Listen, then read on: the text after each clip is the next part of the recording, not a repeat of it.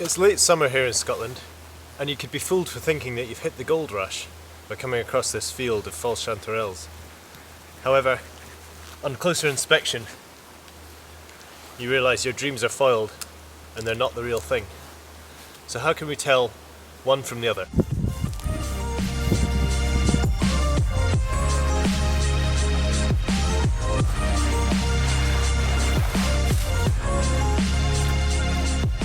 So we've had a really dry summer followed by a bit of rain and a cooling down, and it seems to have been perfect for the false chanterelles. I've never seen so many in this forest. I'm going to pick a few different stages of maturity so we can have a look at the difference between the young and the old ones. A good indicator is if you can find a perfectly round one like this. This is a real giveaway. Look at the dark spot. Real chanterelles are the same colour all over the cap, whereas this one has a darker orange reddy centre. Turning it over, you can see the colour of the gills. They're very peachy in colour and very orange, a lot more orange than the chanterelle. Here's a more mature specimen. Interestingly, this one doesn't have the dark spot in the middle and looks very much like a chanterelle. However, on turning over we can still see that it's far too orange underneath and the gills are just completely wrong. Let's have a little look inside this one here. Opening it up, we notice the flesh reasonably white, but still streaks of orange throughout, and not much difference between the cap and the flesh. And look, a slight hollowing in the stem. Take note of these gills. Look at how they behave.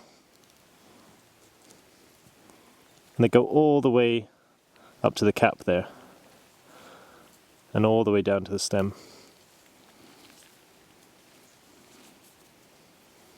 Let's break a few off. Quite hard to break off. On a younger specimen of the false chanterelle, still quite orange inside really. And the gills, quite perfect, going all the way up to the cap in almost a straight line. One other indicator is the smell is quite different from the real chanterelle. The real chanterelle has a very distinct apricot-y, fruity type of smell. It smells very mushroomy, which is quite vague, but nowhere near the fruitiness. There's maybe a slight kind of rubber tire-y smell in there as well. Quite distinctly different from the real chanterelle. If you come across a patch of real chanterelles, you can be sure that the following year they'll pop up in the same place. I remember last year, about 200 metres away, there was a wee patch. Let's go and see if we can find it. Go on then.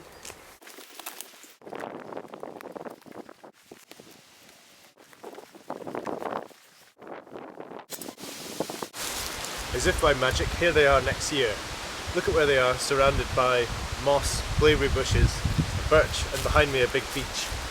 Just as I did with the false chanterelle, let's have a look at the colour, the shape, the gills, or lack of in this case, and the smell. We'll pick a few different stages of maturity and have a look. Notice how the young chanterelles do start off round, but they're a lot more conical. And when they get a little bit bigger, their shape becomes quite a lot more random and flowery and frayed. So here's a nice mature one. We'll pick a younger one. This will do. And you can see there, I'm not going to disturb these because I might want to come back to eat them later, but that's a baby there. I've lined up 3 chanterelles and 3 false chanterelles. Let's have a look at the colour first of all. The caps, very similar. On the chanterelle, it frays more at the edge. On the false chanterelle, a little bit more rounder.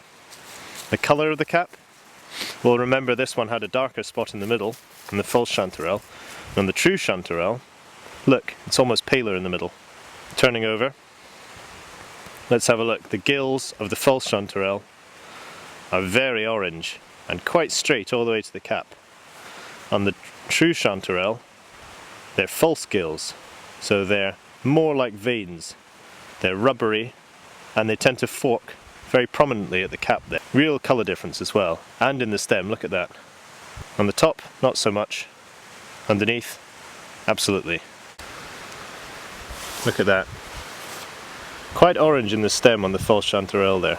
We open up the true chanterelle. Look at that.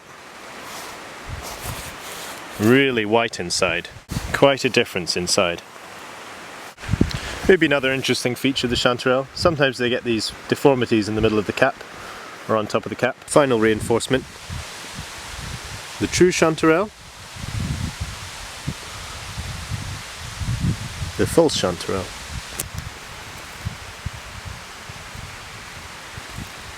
True chanterelle.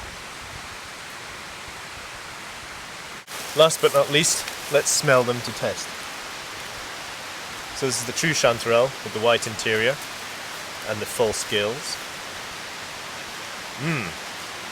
Amazingly aromatic, savoury and fruity at the same time. Especially once you get almost quite almondy. Let's try the false chanterelle. Nowhere near as prominent. Still that mushroom savoury smell, very similar, but without that fruity overnote. Admittedly, maybe because of the dry summer, these chanterelles have come up earlier than last year, which is interesting. Now all this foraging is making me hungry, so I think I'll pick a few of them and take them home to the pot.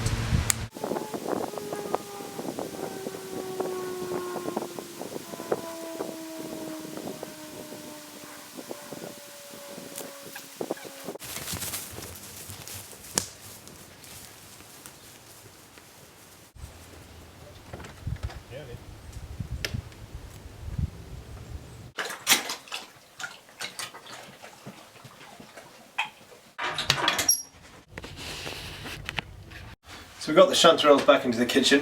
I thought what a nice way to enjoy them, make an omelette with the orange birch bolete mushroom, a bit of bacon, onion, garlic.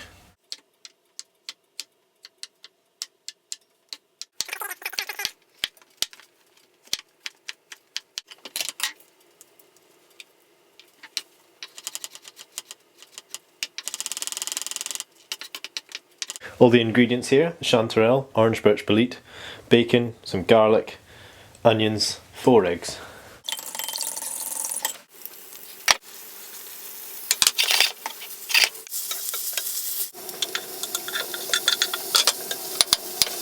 One of the greatest things that chanterelles add to a dish is the colour.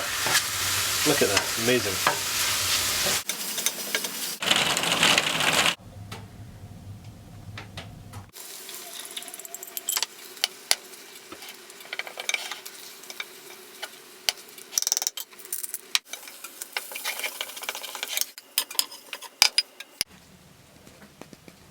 Let's try a bit.